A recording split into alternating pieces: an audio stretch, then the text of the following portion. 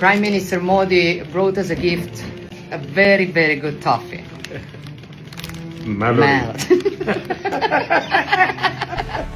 Italian പ്രധാനമന്ത്രി Georgia മെലോണിക്ക് melody മിഠായി സമ്മാനിച്ച പ്രധാനമന്ത്രി നരേന്ദ്രമോദി.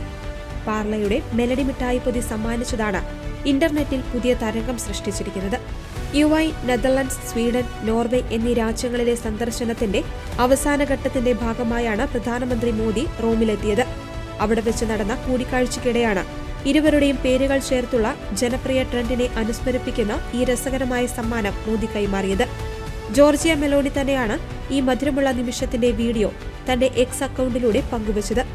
വീഡിയോയിൽ ഇരു നേതാക്കളും ചേർന്ന് മിഠായി പൊതി ഉയർത്തിപ്പിടിക്കുന്നത് കാണാം. പ്രധാനമന്ത്രി മോദി ഞങ്ങൾക്കൊരു സമ്മാനം കൊണ്ടുവന്നിട്ടുണ്ട്, വളരെ വലിയൊരു നല്ല മിഠായി എന്ന് മെലോണി പറയുമ്പോൾ മോദി ചിരിച്ചുകൊണ്ട് മെലഡി എന്ന് പറയുന്നു. വീഡിയോ പങ്കുവച്ചുകൊണ്ട് സമ്മാനത്തിന് നന്ദിയെന്നും മെലോണി കുറിച്ചു. അന്താരാഷ്ട്ര ഉച്ചകോടിയിലെ ഇരുവരുടെയും ഊഷ്മളമായ സൗഹൃദവും ഒപ്പമുള്ള ചിത്രങ്ങളും എപ്പോഴും സോഷ്യൽ മീഡിയയിൽ വലിയ ചർച്ചയാകാറുണ്ട്. പുതിയ വീഡിയോ പുറത്തുവന്നതോടെ ആരാധകരും നെറ്റിസൺസും ആവേശത്തിലാണ്. നിരവധി രസകരമായ കമന്റുകളാണ് വീഡിയോയ്ക്ക് താഴെ വരുന്നത്.